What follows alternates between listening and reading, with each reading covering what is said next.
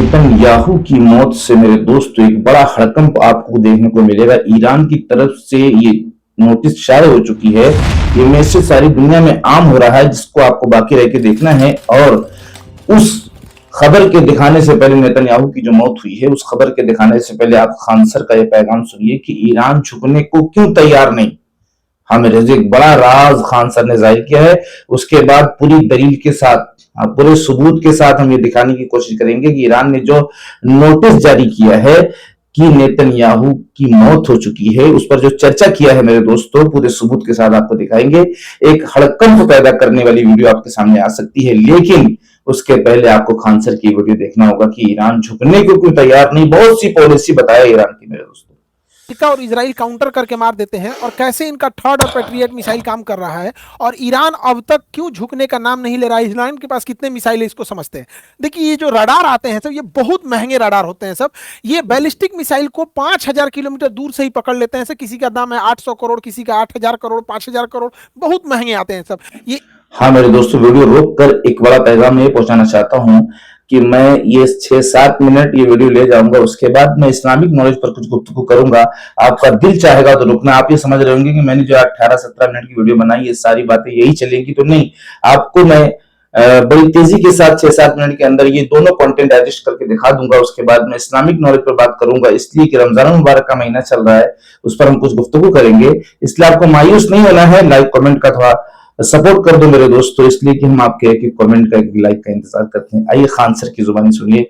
उसके बाद जो एक बड़ी खबर नेतन्याहू की डेथ पर, मौत पर जो मैसेज आया है ईरान की तरफ से, उसको पूरे सबूत के साथ दिखाएंगे, और उसके बाद इस्लामिक नॉलेज पर कुछ चर्चा करेंगे। एक जगह खड़ा करेंगे और ये अलग अलग, मतलब 5000 किलोमीटर पे आपको बता देगा, 3500 किलोमीटर पे मिसाइल को रेडी कर देगा, 2000 किलोमीटर पे वार्निंग दे देगा, 100 किलोमीटर के आसपास इधर रहेगा, मार के मिसाइल मार के गिरा देगा, रास्ते में ही गिरा देगा। तो ये रडार बहुत काम करते हैं सब। और ये रडार कैसे काम करेगा? एक रडार रहेगा, इसके पास कंट्रोल यूनिट रहेगा, ये देखेगा, ये बताएगा कि मेरा जहाज है कि दुश्मन का जहाज है, या मिसाइल आ रही है तो खेत में गिरेगी कि बिल्डिंग पे गिरेगी। अगर खेत में गिरने वाली होगी, उसका प्रोजेक्टाइल देख के तो छोड़ देगा, और उसके बाद ये मिसाइल यूनिट को ऑर्डर देगा।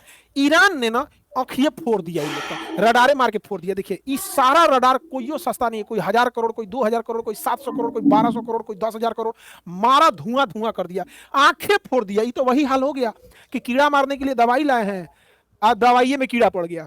गजब हाल हो गया। ये रडार का काम था दुश्मन को देखना कि कोनो मिसाइल जहाज नहीं आ रहा है, एकरे मार के फोड़ दिया। एगो कान के डॉक्टर के पास थे ना, तो कान का डॉक्टर एक मरीज से पूछा कि क्या नाम है, तो मरीज 4 बार बोला कि अपना नाम, तो कान के डॉक्टर को सुनाई नहीं दे रहा था। ऐसा तो ऐसा हाल है, रडारे मार के फोड़ दिया है वहां पे। ईरान की जो बैलिस्टिक मिसाइल्स हैं, अलग अलग लेवल की बैलिस्टिक मिसाइल है। उसकी फतह बैलिस्टिक मिसाइल है, और इसका जो शाही ड्रोन है ये बहुत खतरनाक है। और ये बैलिस्टिक मिसाइल अब नए पार्ट को फॉलो कर रहे हैं। ये मिसाइल जब गिरने वाले हो रहे हैं टारगेट पे, तो उसे हम टर्मिनल फेज कहते हैं। टर्मिनल फेज पे ना ये अचानक से रास्ता बदल ले रहे हैं, और रास्ता बदलने के बाद उनकी स्पीड अचानक से, जो नॉर्मल स्पीड आ रही है, अचानक से तेज हो जा रही है। इससे घाटा क्या हो रहा है कि जो मिसाइलों को काउंटर करने के लिए इजराइल और अमेरिका मिसाइल मारते थे सब, तो सपोज कीजिए कि इसकी स्पीड है 1000 किलोमीटर पर आवर, 1000 की स्पीड से आ रहा है। अब ये भी काउंटर करने के लिए 1200 की स्पीड से आएगा, और ये अचानक यहाँ पहुंचने के बाद 2000 की स्पीड से हो रहा है। तो कंफ्यूज हो रहा है, जा अब क्या करें, यहाँ पे ये उल्टे गिर जा रहा है दूसरे के शहर पे। तो ये ईरान बहुत खतरनाक ढंग से मार रहा है अपनी बैलिस्टिक मिसाइलों को। बैलिस्टिक मिसाइल कैसे काम करती है? ये पहले अंतरिक्ष में जाती है, उसके बाद दुश्मन देश के ऊपर जब आने लगती है टर्मिनल फेज में, यहाँ बहुत तेज एंट्री करती है और कई भाग में बढ़ जाती है। यहाँ पर ईरान के पास ऐसे बैलिस्टिक मिसाइलों का जखीरा है।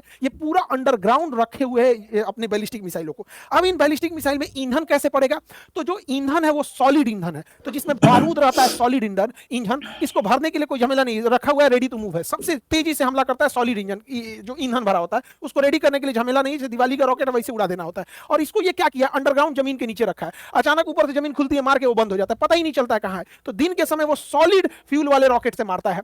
क्यों? और इस सॉलिड फ्यूल वाले से मारता है। रात के समय वो लिक्विड फ्यूल का यूज करता है। लिक्विड फ्यूल में क्या है ना कि पहले उसमें फ्यूल भरना होता है, फिर उसमें ऑक्सीडाइजर भरना होता है, तो इसमें 2-3 घंटे का टाइम लग जाता है, और उसके बाद उसको मारते हैं। अब इसमें एक समस्या क्या है कि जब हम इसे किसी मोबाइल लॉन्चर से या किसी ट्रक से ले जाके और जगह पे मारेंगे ना, तो इजराइल के पास और अमेरिका के पास एयर सुपीरियरिटी है, वो उसके ड्रोन वगैरह पूरी ईरान के ऊपर घूम रहे हैं, तो ये मार के गिरा देते हैं। इसीलिए बचने के लिए अगर उसने लिक्विड का यूज कर रहा है तो रात में मार रहा है, और दिन में वो सॉलिड फ्यूल से मार रहा है, भयानक लेवल का ले जा रहा है। और इजराइल और अमेरिका के स्टॉक पाइल्स अभी कम हो रहे हैं, लेकिन ईरान के पास पूरा जखीरा भरा है, चाहे वो ड्रोन हो या उसके पास मिसाइल हो, बैलिस्टिक मिसाइल का पूरा जखीरा भरा है। और प्रतिदिन वो 500 ऐसे ड्रोन और मिसाइल बना रहा है पर डे के हिसाब से। ये सबसे बड़ा खतरनाक बात है।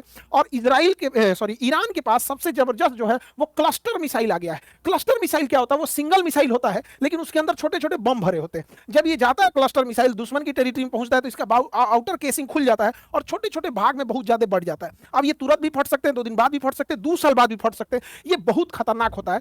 अमेरिका और इजराइल की यही कमजोरी, हम 1 साल पहले भी बोले थे क्लस्टर बम इनकी कमजोरी है, लेकिन इन पर उन्होंने बैन लगा रखा है। लेकिन यह टेक्नोलॉजी रूस और चाइना से लेके ईरान इनके ऊपर हमला कर रहा है क्लस्टर मिसाइल से। इतना ही नहीं, जिस बिल्डिंग में अमेरिका के राजदूत रुके थे सब, जिसके उसके कमांडर रुके थे सब, किस फ्लोर पे रुके थे सब, ये भी जानकारी ईरान के पास थी, और ठीक उसी फ्लोर पे जाके हमला हुआ है और मरे हैं सब अमेरिका के कमांडर सब। ये सारी जानकारी रूस प्रोवाइड कर रहा है, क्योंकि इससे पहले ही उन लोग के अंदर ये जो कॉम्प्रिहेंसिव ट्रीटी हो चुका था।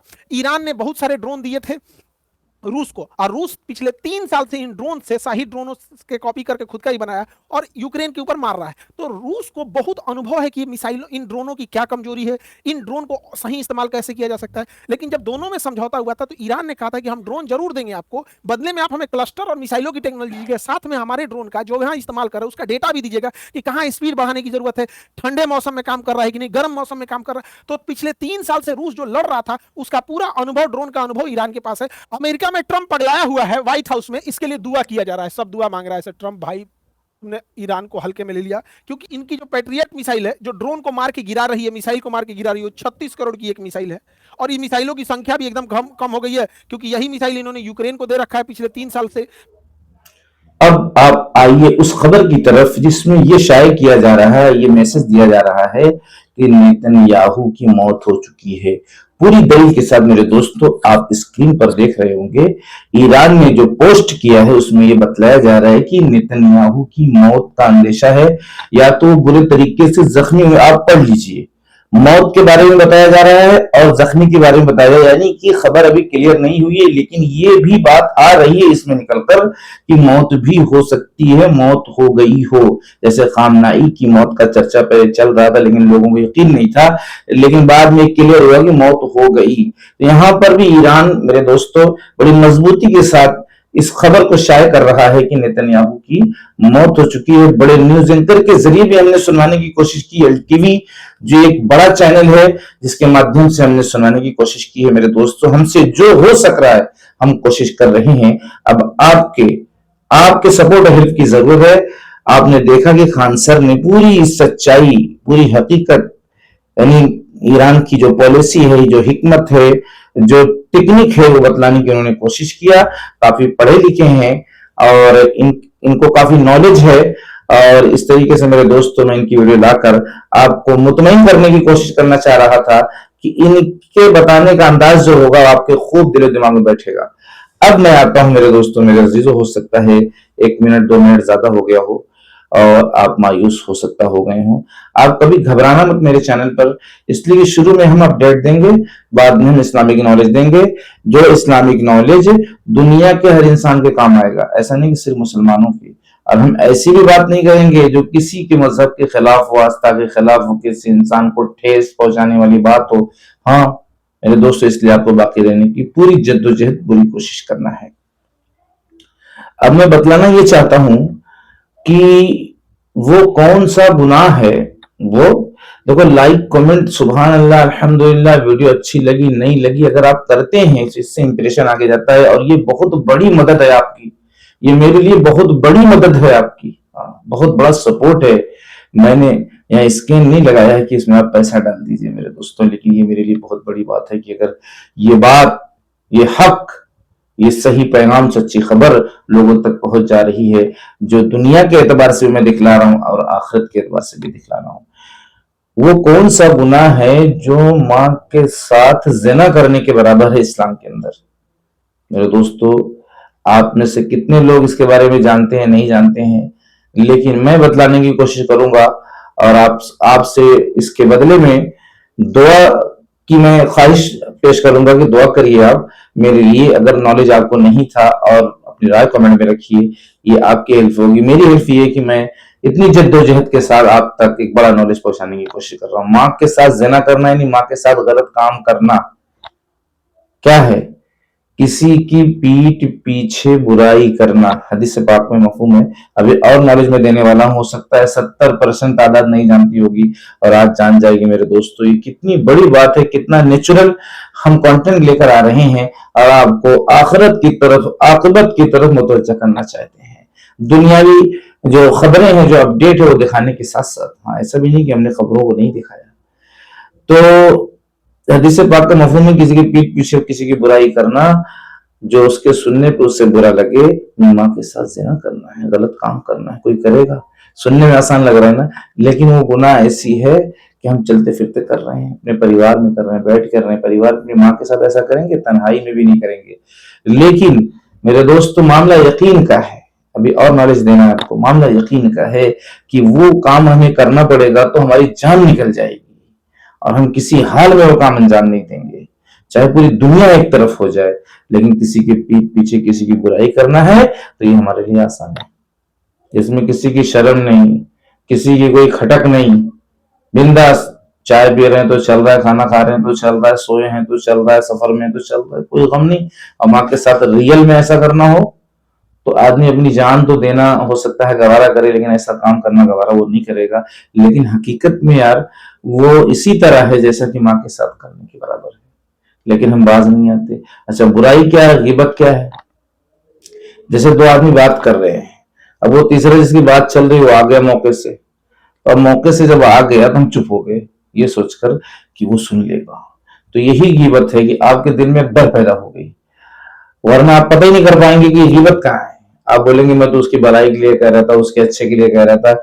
एक पहचान बताई जा रही है, एक पैमाना बताया जा रहा है कि क्या वाकई में वो बात उसके सामने भी कही जाती तो उसको बुरा ना लगता, तब तो भाई वो गिबत नहीं हुई। लेकिन अगर आपके दिल में एक खटक आ रही है कि उसके सामने बोलेंगे तो वो उसको नाराजगी होगी अंदर से या बाहर से, तो जाहिर सी बात है वो गीबत है, वो बुराई है। आपको किसी हाल में नहीं करना है। अब आगे सवाल ये है, क्या हम वो बात भी उसकी नहीं कर सकते जो उसके अंदर मौजूद है? तो बोले हाँ वही तो गीबत है, वही तो बात नहीं कर सकते चार आदमी बैठ के। फिर तरीका क्या होगा उसका, कैसे उस तक बात पहुंचाई जाए, कैसे उसको सुधारा जाए? देखो ये काम जो है ना, अगर हम अपना लें तो ये बड़ी बड़ी जंग भी खत्म हो जाएगी। जो बड़ी बड़ी जंगें देखने को मिल रही है ना, ये पीठ पीछे ही का बहुत बड़ा रिएक्शन है, पीठ पीछे ही का बहुत बड़ा ये अंजाम है जो देखने को मिल रहा है। अगर हम ये आदत छोड़ देते और डायरेक्ट एक दूसरे से मुलाकात करते, फोन के जरिए, मैसेज के जरिए, तो बात बहुत ज्यादा जो है बन जाती। लेकिन बहुत ज्यादा जो बात बिगड़ रही है वो इनकी उनकी उनकी जुबानी, इनकी, उसने कह दिया, उसने सुन लिया, उसने कहा, उससे वो कहा, यानी बात बिगड़ती चली जा रही। तो हम इसका जो रास्ता है कि उसकी बुराई कैसे खत्म होगी, उससे डायरेक्ट कांटेक्ट करें, या तो फिर उसके चाहने वाले जिससे उसका ताल्लुक है, हम उससे रिक्वेस्ट करें और ये कहें कि ये बात किसी से आप मत कहिएगा, और ये मेरा दोस्त या मेरा रिश्तेदार या मेरी पहचान वाला, मेरा पड़ोसी, मेरा कुंबे कबीले का, मेरे शहर का शख्स इस तरह की बुराई में मुब्तला है और आपकी उससे बैठती है। आप ये बात उस तक पहुंचा कर और उसको इस दलदल से, इस बुराई से निकाल लो, नहीं तो माँ के साथ ज़िना करने के बराबर ये गुनाह इसको मिलती रहेगी। या और भी बहुत सी बुराइयां हैं। तो पता ये चला कि आदमी समझ ही नहीं पा रहा है, समझ रहा है कि मैं तो उसकी भलाई के लिए कर रहा हूं और अपनी माँ के साथ ज़िना कर रहा है। जब शरीयत कह रही है कि वो गिबत है जो आप कर रहे हैं, जो आपके दिल में ख्याल है, जो आपके अंदर हमदर्दी है, वो मानने को तैयार नहीं शरीयत, इसलिए कि वो जिससे आप बोल रहे हो उसका कोई भरोसा नहीं है, वो तीसरे से चौथे से बोलेगा, इसलिए बैंड नहीं बोल सकते आप। हाँ, ऐसे शख्स से बोला जा सकता है, ऐसे शख्स से बोला जा सकता है जिस पर ये यकीन हो, उससे मुआहदा करा लो, उससे वादा करा लो कि मैं इनकी ये बात आप तक पहुंचा रहा हूं और आप उन तक पहुंचा दोगे अगर, तो मैं कहूं, तब तो मैं कहूं, ताकि आपके जरिए से उनके अंदर की बुराई खत्म हो जाए, तब तो ये मसला हल हो जाएगा। लेकिन वो ता कयामत ये नियत करेगा, जिंदगी मिले उससे तो मौत तक तो करनी है, कि मैं ये बात जानने के बाद दूसरे को शेयर नहीं करूंगा, डायरेक्ट उससे मुलाकात करूंगा, उसको बताऊंगा हिकमत से, बसीरत से, उसकी भी ना समझ में आए कि फला ने भेजा है। ऐसे तरीके से वो समझाने की कोशिश करेगा अपने हिसाब से। और दुआओं में इस जिसने कहा है कहने के लिए वो भी हाथ उठाएगा, वो भी हाथ उठाएगा कि ए अल्लाह, हमारा जो काम था हमने किया, अब तेरा काम है उसके दिल को फेरना। मेरे दोस्तों, ये बहुत बड़ा मसला जो है माशरे में, माहौल में देखने को मिल रहा है, जिसकी वजह से एक दूसरे से दूरियां पैदा हो रही हैं। एक दूसरे को लोग खून के प्यासे हो गए हैं। हाँ, एक दूसरे को सलाम कलाम बंद कर दिए हैं, इसलिए कि बिगाड़ कहां से आया? पीठ पीछे, उसके पीठ पीछे, उसके पीठ पीछे, सुन सुन के हमने तहकीक की नहीं, हमने पूछा नहीं कि भाई आपने कहा था, जिन्होंने कहा था, बस हमने दिल में रख लिया। अरे यार, फला मुझे ऐसा बोला था। कैसे बोला था? फला ने कहा था ना, उस दिन वो मिला था ना, बोल रहा था कि तुमको फला ने ऐसे बोला है। पता चला कि जो तहकीक कराई गई, इसीलिए कुरान का हुक्म है कि जब कोई शरीर तुम्हारे पास कोई इस तरह की खबर लेकर आए तो बिला तहकीक कोई फैसला मत करो। जैसे कोई यार बोले यार तुम्हें फला ने गाली दी है, तो आप कोई रिएक्शन मत दो, ना आप नाराज हो, बल्कि उसका हाथ पकड़ो और उसके पास ले जाने की कोशिश करो कि चलो भाई ठीक है, पूछ गछ करा लेते हैं। आपको वहीं जाहिर हो जाएगा कि कितना सच्चा है। और अगर ये चला गया तो हमेशा के लिए फिर इसको एहसास हो जाएगा कि आइंदा ये काम हम नहीं कर सकते, इसलिए कि फिर वही हाथ पकड़ेगा सामने वाला और लेके जाएगा। और नहीं जा रहा है तो जबरदस्ती की जाए, या तो फिर उसको फोन करके बुलाया जाए कि भाई तू इधर आ जा, तूने मुझे गाली दी है फला। तो इस तरह का काम कोई करता नहीं। ज्यादातर लोग सुनने के आते हैं, सुनने में मजा मिलती है, और उसके बाद कोई तहकीक करने जाता नहीं, फिर वो बुराई करता है, फिर वो इसको आगे कहता है। धीरे धीरे दिलों के अंदर ऐसी रंजिश पैदा होती है कि हमारी सारी इबादत को मलिया मेट कर देती है। आता है ना कि दिलों के अंदर का हसद नेकियों को खा जाता है, दुआएं कबूल नहीं होती, मगफरत नहीं होती। रमजान मुबारक जैसे महीने में मगफरत नहीं होती। इसलिए मेरे दोस्तों, मेरे अजीजों, तहकीक का जज्बा पैदा करो, पूछो, जाओ, मिलाओ एक दूसरे से कि भाई आपने ये बात कही कि नहीं कही है। इसलिए मेरे दोस्तों, मेरे अजीजों, दूसरी बात ये कहनी है कि लोगों की खूबियों को बयान करना अपनी आदत बना लो, अपना टारगेट बना लो। इसलिए कि लोगों की बुराइयों का चर्चा तो बहुत देखा गया है, लोगों की खूबियों का चर्चा करने वाले बनो। इसलिए कि अल्लाह के रसूल ने फरमाया कि लोगों की खूबियों को बयान करो। अगर उनके अंदर 99 बुराई है तो एक अच्छाई से उनको पुकारो। एक दिन आएगा कि वो 98, 97, 96, 95 होती चली जाएगी। लेकिन अगर आप उनकी, आज हो क्या रहा है कि 99 अच्छाई है तो एक बुराई नजर आ रही है। कितना उल्टा हो गया, जबकि उन्हीं के तरीके पर हम नमाज पढ़ रहे हैं, उन्हीं के तरीके पर हम उम्रा कर रहे हैं, उन्हीं के तरीके पर तहज्जुद, तिलावत और सुन्नत। लेकिन ये बात हमारे दिमाग में नहीं बैठ रही है कि हमारे नबी ने ही कहा कि एक अच्छाई करो तो उससे उसका चर्चा करो। ये दिल दिमाग में बैठी नहीं रही, लेकिन हमें बैठाना पड़ेगा। मेरे दोस्तों, नेकियां जो है हमारी लुट जाएंगी। बहुत बड़ा रिस्क हम लिए हुए हैं, इतनी ढेर सारी नेकियां करने के बाद भी हम माइनस में हो जाएंगे आखिर में। तो मेरे दोस्तों, आपको वीडियो कैसी लगी? मिलते हैं नेक्स्ट वीडियो में। बड़ी जद्दोजहद के साथ ये कंटेंट तैयार हुआ, आपकी दुआएं भी साथ में थी। और इंशाल्लाह जो है मिलते हैं नेक्स्ट वीडियो में। अगर जिंदगी रही, आप अपनी सेहत का, अपनी जिंदगी का ख्याल करना और अपने रब के बताए हुए फरमान पर, उसके मुतालबों पर अपने जान माल वक्त की कुर्बानी देकर उसको राजी रख कर उसको राजी करके दुनिया से जाने वाले बनना। अल्लाह तबारक व तआला हमें सीधे और सच्चे रास्ते पर चलने वाले बनाए। अस्सलामु अलैकुम व रहमतुल्लाहि व बरकातुहू।